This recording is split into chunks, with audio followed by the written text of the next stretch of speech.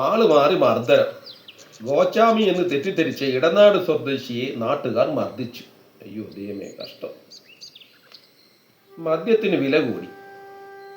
മദ്യത്തിന് 20 രൂപ വെച്ച് വില കൂടി. കുപ്പി തിരിച്ചു കൊടുത്താൽ 20 രൂപ തിരികെ തരും. നൈസായിട്ട് പൈസ വന്നു.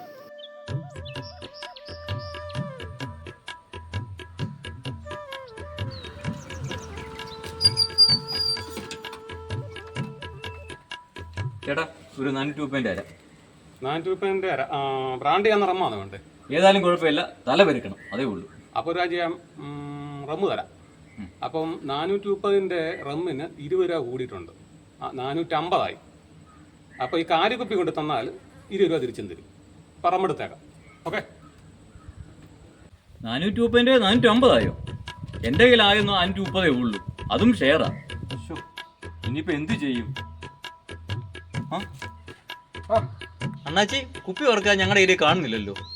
അണ്ണാച്ചി ഒരു 20 രൂപ തരാമോ? നാളെ എങ്ങനെ തരാം. നിങ്ങൾ സാധനം മേടിക്കാൻ അല്ലെങ്കിൽ ഇവിടുന്ന് മാറി നിൽക്കും, ഞാനൊന്ന് മേടിച്ചോട്ടെ. ഡോ, ഇവിടെ കിടന്ന് ബഹളം ഉണ്ടാക്കാം, അങ്ങോട്ടങ്ങോട്ട് മാറിക്ക്. ആൾക്കാർ കയറി വരണ്ട. ഒരര ഇങ്ങനെ തന്നാ ചേട്ടാ.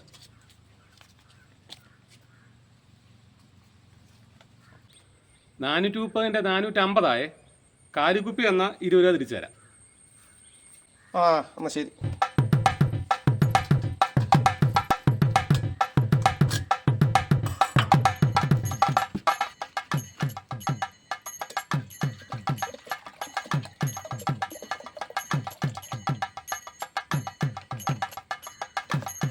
ആ 20 രൂപ ഇങ്ങനെ തന്നാ ചേട്ടാ.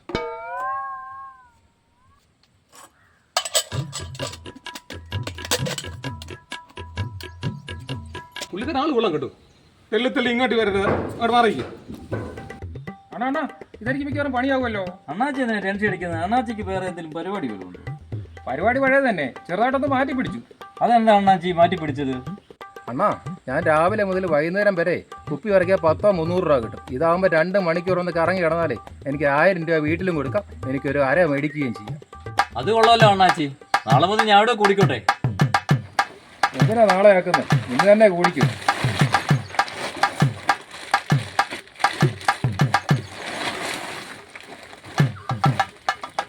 ഐശ്വര്യമായിട്ട് കൈ നീട്ടിരിക്കും.